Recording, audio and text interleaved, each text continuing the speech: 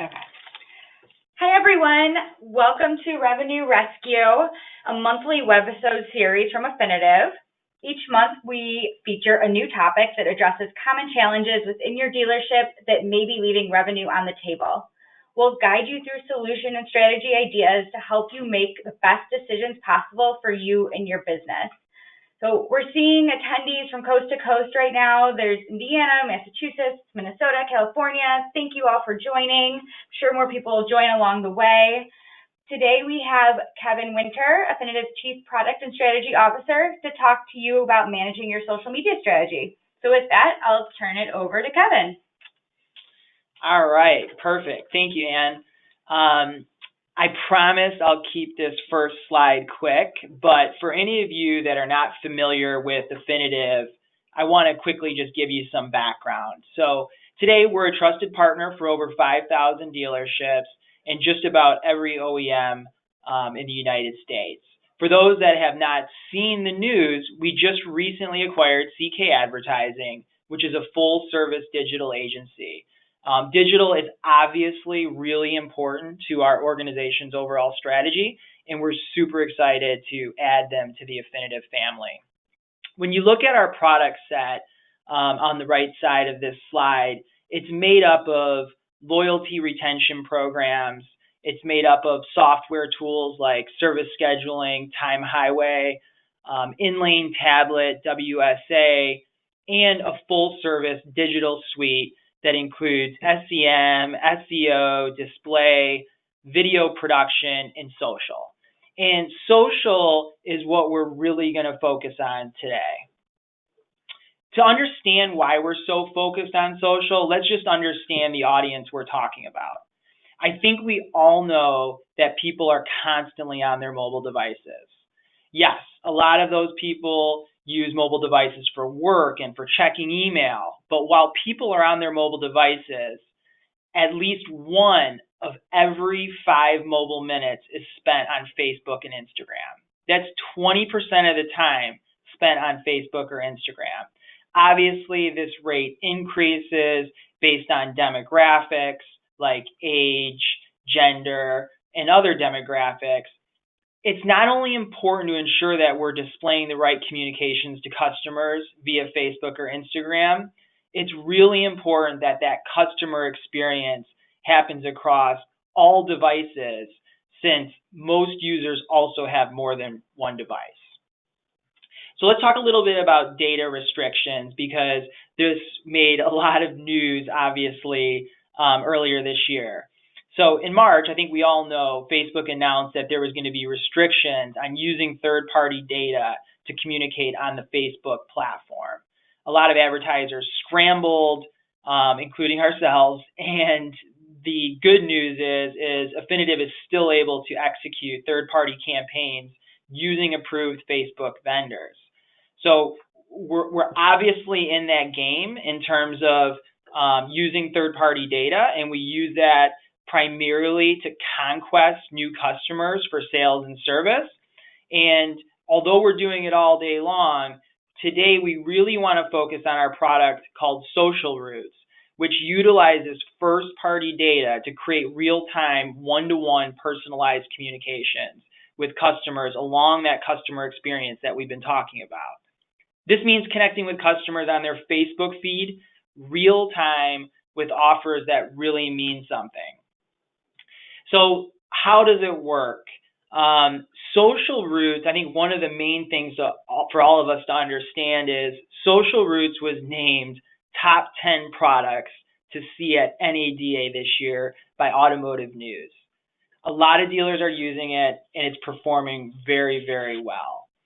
Essentially, the first step is Affinitiv works with the OEM or the dealership to set up that customer experience in our Connective One marketing platform. We'll then access the dealer's first-party data through the DMS.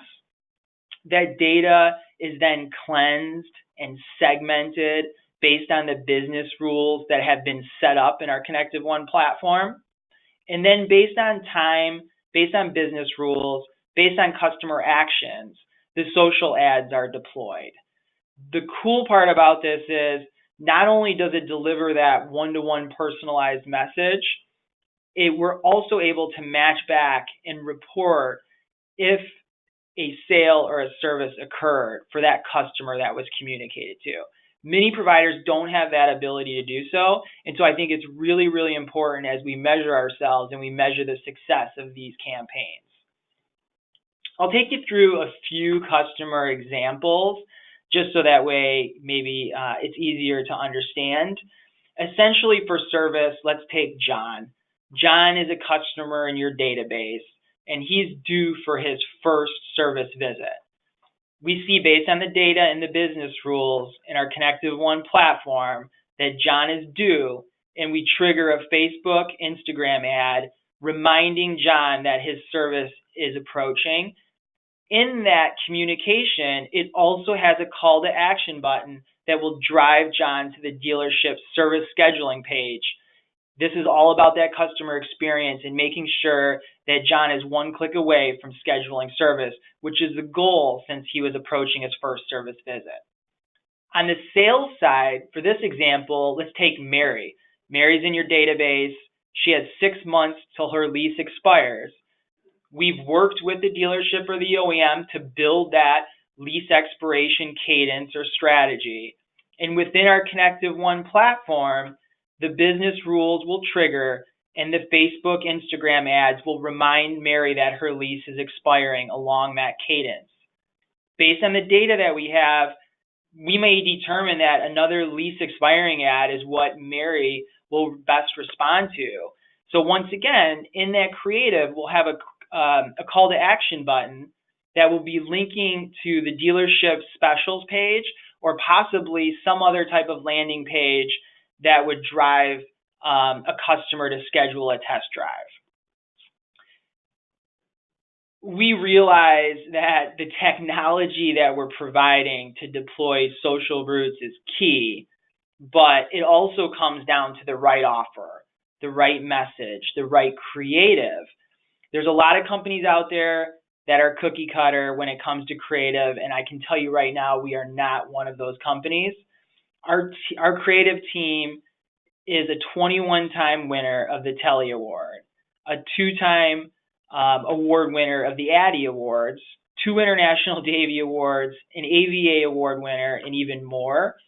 And the team is constantly changing creative based on the best incentives and new capabilities that these social companies provide. So most dealers use a vendor already to deploy communications, whether it's us or it's somebody else out there in the industry. They build these cadences, whether on service and sales, and the communications trigger. However, they're not always personalized real-time one-to-one messages, and that's the differentiator when we look at social routes, and that's why social routes, as I mentioned earlier, was the top 10 product to see at NADA this year, according to Automotive News. So let's talk a little bit about the benefits of social routes. One, you're reaching more customers more often, where essentially they are spending most of their time. We're still reaching prospects via third party. You can still do that. A lot of times those are done via campaigns. But at the end of the day, reporting is key. We're able to gain insights using the first party data. We're able to set business rules. We're able to create this connection with customers, this bond with customers that other companies just can't do, and that's our differentiator. Overall, at the end of the day, we're driving higher retention rates based on enhancing the customer experience and reaching customers via social channels. It's all about that consistent customer experience. I'm going to finish the call focused on a recent case study that we published. So let's just take this dealership, Fort Bend Kia, which is about 35 miles southwest of Houston. They came to us, they had a challenge, which was to convince customers in nearby suburbs to drive south to this store. Until 2 years ago, the dealer's marketing strategy consisted of cable television spots, some untargeted direct mail, email marketing, and some ads in newsletters and magazines. However, they were frustrated with the overall ROI. We worked with the dealership, implemented social routes to complement their current communications, and I think that's key, complement. And we were able to add $416,000 to their bottom line. So keep in mind, right, social routes can work on its own, or it can complement a current program that a dealership is currently using by adding the social channels or touch points to those programs. So you might be using direct mail, email, phone, or other methods of communication, and this can just overlay on top of that program to help drive social awareness to your customers and drive them to those call to action buttons that we talked about in the dynamic creative. Our sales and support team is available over the phone or in stores, so just reach out anytime so we can help strategize and grow that bottom line.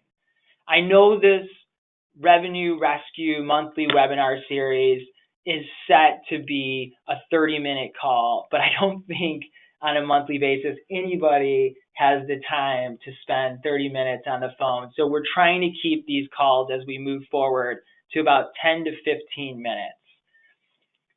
I think that's key. I think it's enough time to get the message over. And on top of it, we'll also put the recordings on our website for anybody who attends the meeting so they can listen and also get the message.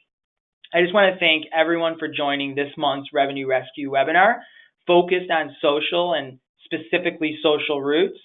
Please be on the lookout for next month's invite and feel free to reach out with any questions at our solutions@affinitiv.com email address, or feel free to call us at any time at Affinitiv.